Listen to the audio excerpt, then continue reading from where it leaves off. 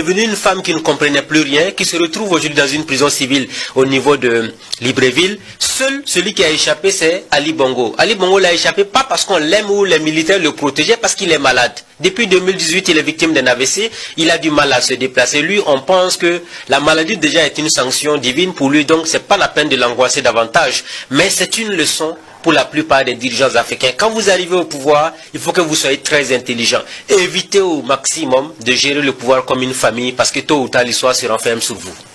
Des cas, on en rencontre toujours, mais est-ce que les dirigeants africains, ils tirent vraiment leçon du passé? Alors, le débat est à ce niveau, parce que quand quelqu'un arrive au pouvoir, qu'est-ce qui arrive? Vous allez le voir.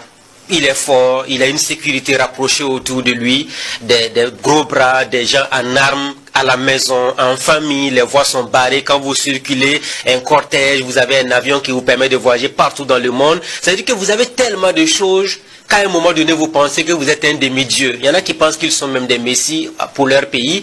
Mais sauf qu'avec le temps, il y a ce qu'on appelle la routine du pouvoir qui vous rattrape. Et vous-même en tant que président, si vous ne faites pas attention et que vous nommez votre frère à un poste très important, c'est le même frère là qui va vous faire tomber un jour. Parce qu'il va créer son réseau d'amis, après ils vont s'enrichir entre eux, ils vont se donner de l'argent à travers des marchés publics, et c'est ce même frère là qui va devenir le poison du pouvoir, ou le fils qui va devenir le poison du pouvoir de la même famille. Parce que l'histoire a démontré que, qu'est-ce qui se passe? Le gars, il nomme un frère, un cousin, un beau-frère ou une belle-sœur, qui peu importe, mais après, avec le temps, les gens sont immensement riches. Et quand ils ont l'argent pour faire ce qu'ils veulent, ils pensent que tout leur est permis. On ne peut absolument rien les faire. Mais sauf que dans l'histoire des nations, la plupart du temps, quand la famille s'accroche au pouvoir, c'est la catastrophe. Et ça crée des inimitiés un peu partout parce que chacun va créer ses amis, ses connaissances. On a de nouvelles entreprises qu'on va créer des prête-noms parce qu'on veut donner des marchés à X, on ne veut pas donner à Y. Et à un moment donné, on devient fort, tellement fort qu'on se dit absolument rien ne peut nous arriver. Et la plus grosse erreur que la plupart des dirigeants africains commettent, c'est quoi?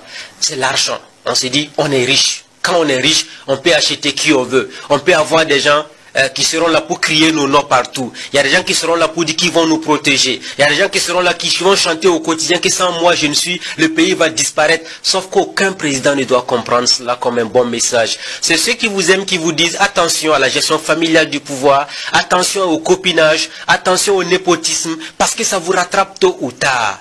Et il y en a même qui vont dire, si le président là, si lui là il disparaît, le pays va disparaître. Sauf qu'aucun président n'est mort et puis le pays a disparu de la carte avec le président. L'histoire des nations enseigne. C'est pourquoi nous disons très souvent aux différents chefs d'État africains, quand vous rentrez dans un palais, que ce soit un palais présidentiel, que vous soyez premier ministre ou ministre, vous ne devez jamais oublier de faire un récapitulatif de ceux-là qui vous ont dévancé à ces postes de responsabilité. Dans toutes les nations, il y a eu des présidents qui se sont succédés. Le fauteuil présidentiel que vous occupez, sachez que quelqu'un d'autre va l'occuper à votre place. Tôt ou tard, vous aurez fait 1 an, 2 ans, 3 ans, 10 mois, ou 1 an, ou 10 ans, ou 20 ans, ou 25 ans, ou 30 ans, vous allez finir par tomber. Et plus vous durez au pouvoir, avec la gestion familiale, plus vous créez autant d'ennemis autour de votre famille. Parce que le jour que vous tombez net, ça devient la catastrophe à tous les niveaux. Donc ça doit être une leçon pour les palais africains. Quand on arrive au pouvoir et qu'on sent que les gens vous applaudissent et vous soutiennent, faites beaucoup attention. De la même manière ils vous applaudissent, ils seront également impitoyables avec vous quand ils vont constater que vous avez trompé le peuple à travers votre manière de gérer le pouvoir d'État. Et ça rattrape toujours, et les dirigeants qui ne l'ont pas compris ont malheureusement fini dans la poubelle de l'histoire. Donc on dira éviter le népotisme, séparer la famille du pouvoir pour ne pas tomber dans le même cas que la famille de Ali Bongo. Bien entendu, ça veut dire que celui qui veut mettre sa famille dans les affaires, qu'il crée son entreprise privée. Si vous créez votre entreprise privée, ramassez votre famille, les cousins, les familles alliées, ramassez toute votre famille, allez mettre dans votre entreprise, c'est votre problème. Ça n'intéresse personne. Parce que là, c'est une entreprise individuelle. Mais prendre le pouvoir d'État pour en faire une affaire de famille, généralement, ça ne marche pas du tout.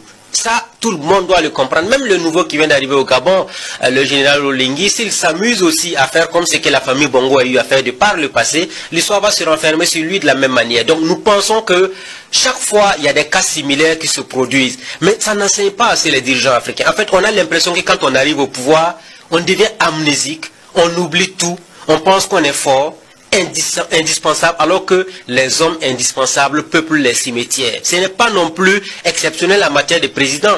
Depuis 1960 à aujourd'hui, tous les pays africains ont connu divers présidents. Il y en a qui étaient des demi-dieux. Il y en a qu'on ne peut même pas regarder, comme on disait, le roi soleil. Parce que quand tu le fixes droit dans les yeux, c'est à peine si sa garde rapprochée ne va pas te fusiller en plein jour. Mais ils sont où aujourd'hui? Comme l'a dit une fois Laurent Bado dans l'émission Le Grand Déballage, tous finissent par les vers de terre. C'est pas parce qu'ils voulaient le protéger. Par contre, la famille de Sankara vous dira en témoignage, nous avons les plus souffert quand il était président, parce que lui, il n'a jamais été là pour protéger sa famille, il était pour l'ensemble des citoyens. Raison pour laquelle il est entré dans l'histoire. Donc, quand on veut être Sankara et on fait du contre Sankara, l'histoire se renferme sur vous également de la même manière. Merci à Ismaël Ouedraogo. Le comportement du Congolais. Le Congolais est ignorant de ses propres droits. Le Congolais peut aujourd'hui ne pas être payé par son patron pendant 3, 4, 5, 6 mois, voire une année, mais il vient toujours au travail sans rien réclamer. Il ne proteste pas. Et demain, il sera même l'applaudisseur de son patron. C'est pas normal. Mais justement, moi je voulais poser une question à Raphaël Ntoé en tant que professeur de philosophie, parce que là, vous évoquez des questions majeures, mais en amont, vous l'évoquez, la question c'est aussi l'éducation de la population et sa capacité à ne pas être dans la lâcheté. Et est-ce que vous ne pensez pas, par exemple, qu'on devrait, je ne vais pas dire rendre obligatoire parce qu'on n'est pas en Corée du Nord, mais un ouvrage très peu lu en terminale et jamais quasiment au bac, ni même, je crois, au concours d'enseignement, le discours sur la servitude volontaire de la Boétie, qui est quand même, à mon sens, aujourd'hui, universel et de